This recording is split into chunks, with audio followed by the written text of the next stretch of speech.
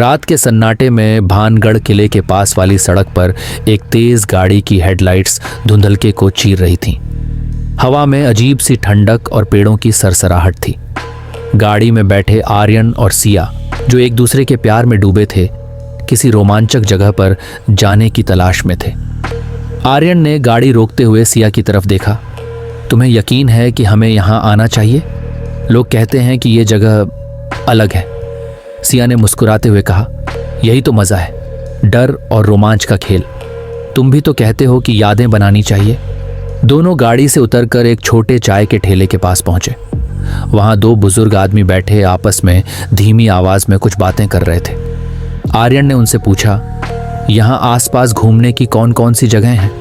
एक बुजुर्ग ने उनकी तरफ ध्यान से देखा और बोला, अगर हिम्मत है तो भानगढ़ किला जाओ, लेकिन याद रहे वहां से सूरज ढलने से पहले वापस आ जाना।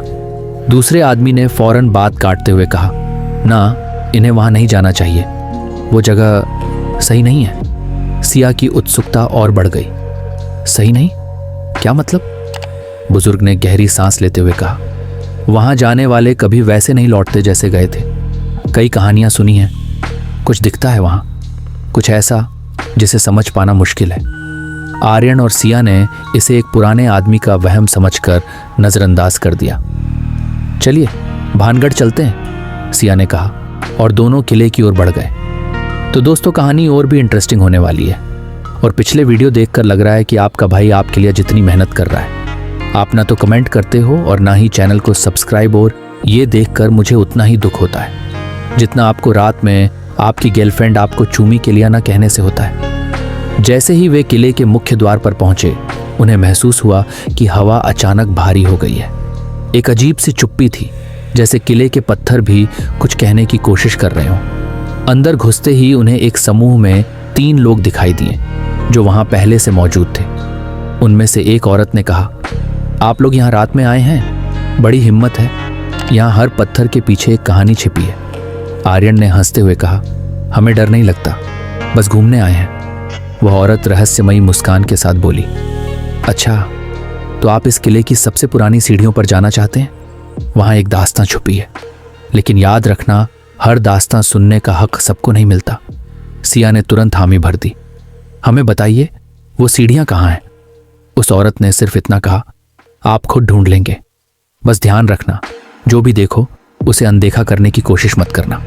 जैसे ही वे आगे बढ़े, किले के अंदर की हवा और ठंडी हो गई। अचानक आर्यन को लगा कि कोई उनके पीछे चल रहा है, लेकिन मुड़कर देखा तो वहां कोई नहीं था। सिया ने कहा, तुम डरे हुए लग रहे हो, चलो जल्दी चलते हैं। अचानक एक तेज चीख ने पूरे किले को हिला दिया। आर्यन और सिया दोनों वहीं ठहर गए। किले की दीवारों से आती गूंजती आवाजें जैसे कोई उनके नाम पुकार रहा हो। आर्यन ने सिया का हाथ कसकर पकड़ लिया। यह जगह सच में अलग है, शायद हमें यहां से निकल जाना चाहिए। सिया ने कहा, नहीं, मुझे पता लगाना है कि यह सब क्या है।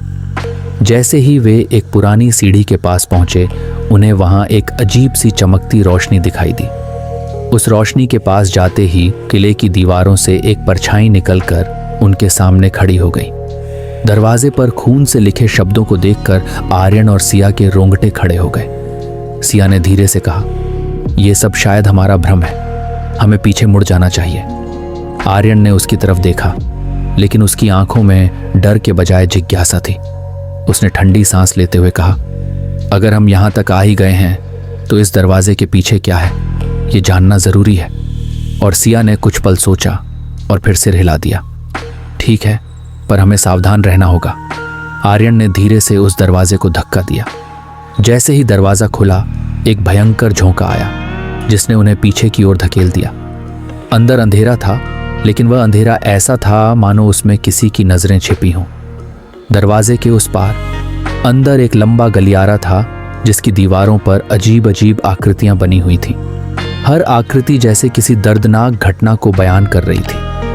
कहीं लोगों के चिल्लाने की तस्वीरें थीं तो कहीं खून से सने हाथ। दीवारों के पास जलते मशालों की मध्यम रोशनी ने माहौल को और डरावना बना दिया। गलियारे के अंत में एक बड़ा हॉल दिखाई दिया जिसके बीचों बीच एक पुरानी टूटी फूटी चौकी रखी थी। चौकी पर रखी हुई थी एक पुरानी किताब जो काली रोशनी में चमक रही थी। सिया ने फुसफुसाते हुए कहा, यह किताब यहाँ क्यों रखी है? ऐसा लगता है जैसे यह हमें बुला रही हो। आर्यन ने हिम्मत जुटाते हुए किताब के पास जाकर उसे छू लिया। अचानक पूरे हॉल में जोर से हवाओं का झोंका उठा और एक कर्कश आवाज गूंजने लगी। तुमने जो देखा वो महज शुरुआत थी। अब इस कहानी का हर अध्याय तुम्हारे खून से लिखा जाएगा। अचानक उस किताब के पास से एक भयंकर परछाई उभर आई। उसकी शक्ल इंसान जैसी थी, लेकिन उसकी आंखों से गहरी लाल रोशनी निकल रही थी। उसने आर्यन और सिया की ओर इशारा करते हुए कहा, तुमने मेरी आरामगाह को छेड़ा है। अब तुम्हें मेरे सवालों का जवाब देना होगा। अगर सही जवाब दिया तो बच जाओगे। गलत जवाब का मतलब है हमेशा के लिए इस जगह का हिस्सा बन जाना। आर्यन ने कांपते हुए पूछा, क्या सवाल है? उस परछाई ने गूंजती हुई आवाज में कहा, इस किले का सबसे बड़ा राज क्या है? जवाब सोच समझ कर दो, क्योंकि तुम्हारे पास सिर्फ एक मौका है। सिया ने आर्यन की ओर देखा। दोनों के दिमाग में सवाल गूंज रहा था। भानगढ़ का राज? क्या यह उस तांत्रिक की कहानी हो सकती है जिसने इस किले को श्राप दिया था? आर्यन ने सिया से धीरे से कहा, हमें कुछ और सोचना होगा। ये तांत्रिक की कहानी तो हर कोई जानता है, हो सकता है राज कुछ और हो। वे सोच ही रहे थे कि तभी दीवारों पर उन आकृतियों ने अचानक से हिलना शुरू कर दिया, जैसे वे जीवित हो गई हों। उन आकृतियों ने एक सुराग दिया। जो समय से पहले जानना चाहेगा वह समय से पहले खो जाएगा। आर्यन और सिया के दिल तेजी से धड़क रहे थे। किले की परछाई की गूंजती आवाज ने माहौल को और डरावना बना दिया था। दीवारों पर हिलती आकृतियां और बढ़ती ठंडक उनके हर कदम को भारी बना रही थी। सिया ने धीरे से कहा, आर्यन, हमें यह समझना होगा कि यह सवाल सीधे जवाब से ज्यादा हमारी समझ और हिम्मत का इम्तिहान है। यह हमें भ्रमित कर रहा है। आर्यन ने गहरी सांस लेते हुए जवाब दिया, सच में हमें बहुत सावधान रहना होगा। अगर हम सही राज नहीं जानते तो यह हमारी आखिरी रात हो सकती है। समय खत्म हो रहा था। परछाई ने एक बार फिर गूंजती आवाज में कहा, जो सच को समझने की कोशिश करता है वह उसका हिस्सा बन जाता है।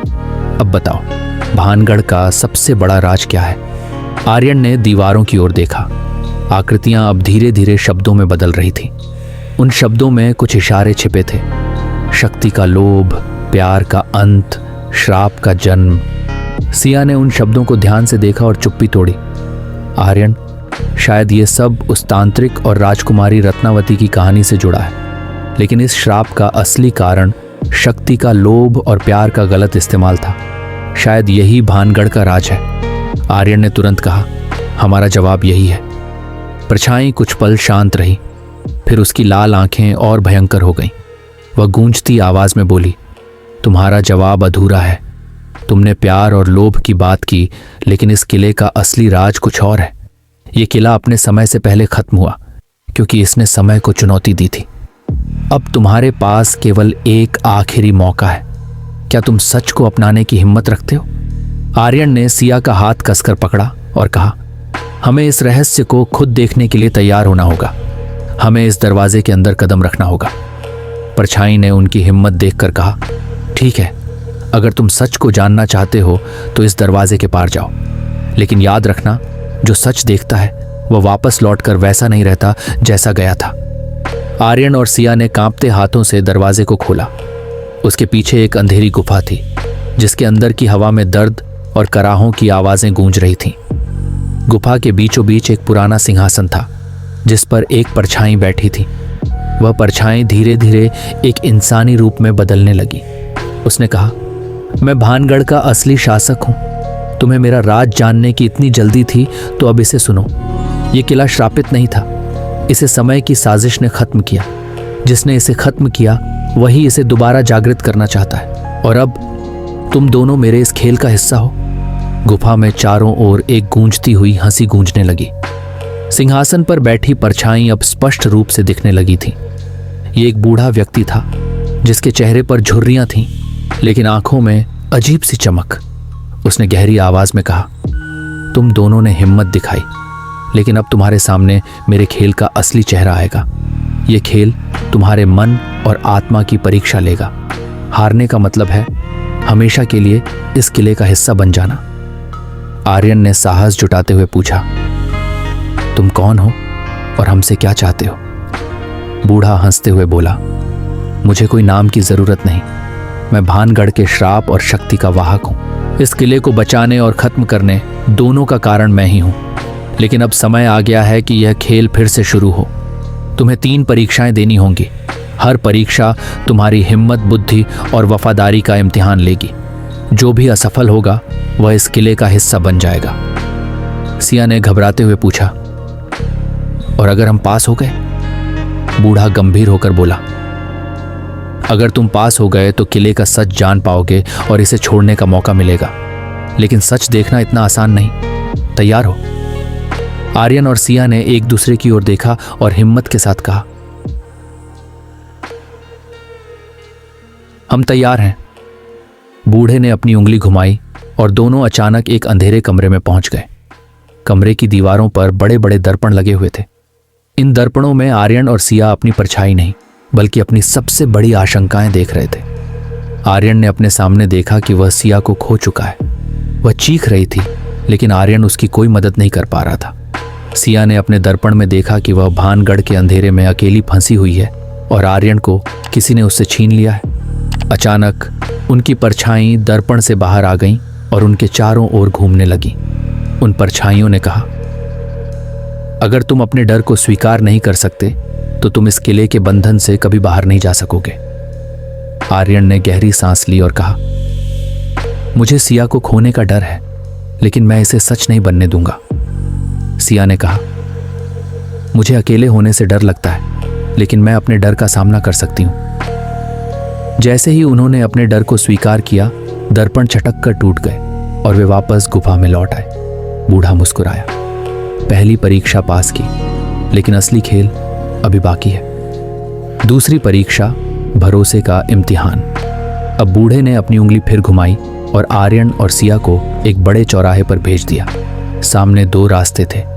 एक रास्ता सीधा एक चमकते प्रकाश की ओर जा रहा था और दूसरा एक घने अंधकार में खोता हुआ दिख रहा था। बूढ़े की आवाज गूंजने लगी, तुम्हें यह फैसला करना होगा कि कौन सा रास्ता चुनोगे, पर यह मत भूलना, सही रास्ता भरोसे के साथ ही मिलेगा। आर्यन ने चमकते रास्ते की ओर इशारा किया। यह सही लग रहा है, शायद यही वो रास्ता है जिससे हम बाहर निकल सकते हैं। सिया ने सिर हिलाया। नहीं, मुझे लगता है कि यह रास्ता भ्रमित करने वाला है। अंधेरे वाले रास्ते में ही सच छुपा है। दोनों के बीच बहस होने लगी, लेकिन सिया ने आर्यन का हाथ पकड़ा और कहा, हमने एक दूसरे पर भरोसा करना सीखा है। चाहे जो भी हो, हमें एक साथ रहना चाहिए। उन्होंने अंधेरे वाले रास्ते को चुना और धीरे धीरे आगे बढ़े। अचानक रास्ता रोशनी में बदल गया। बूढ़े की आवाज फिर गूंजने लगी, तुमने सही फैसला किया। सच हमेशा भरोसे और समझ के साथ मिलता है। तीसरी परीक्षा, बलिदान का इम्तिहान। अब आर्यन और सिया फिर से गुफा में लौट आए, लेकिन इस बार बूढ़ा गंभीर हो गया। उसने कहा, आखिरी परीक्षा में तुम्हें यह तय करना होगा कि तुम दोनों में से कौन इस किले का श्राप अपने ऊपर लेगा। जो भी बलिदान देगा वह इस किले का हिस्सा बन जाएगा और दूसरा आजाद हो जाएगा। आर्यन तुरंत बोला, मैं तैयार हूं, सिया को जाने दो। सिया ने गुस्से में कहा, नहीं, मैं ये बलिदान दूंगी। तुमने हमेशा मेरा साथ दिया है, अब मेरी बारी है। बूढ़े ने हंसते हुए कहा, अच्छा, दोनों ही बलिदान देने को तैयार हो, लेकिन यह परीक्षा बलिदान से ज्यादा तुम्हारी नीयत का इम्तिहान थी। तुमने इसे पास कर लिया। अचानक गुफा का पूरा माहौल बदल गया। बूढ़ा गायब हो गया और किले के द्वार खुलने लगे, लेकिन एक आखिरी चेतावनी हवा में गूंज रही थी। तुमने आज यहां से निकलने का अधिकार पाया है, लेकिन किले का सच अभी भी तुम्हारे साथ है। अब यह तुम्हारे ऊपर है कि इसे कैसे संभालोगे। लेकिन याद रखना, भानगढ़ का राज कभी किसी के साथ नहीं रहता। यह हर बार नए शिकार की तलाश करता है।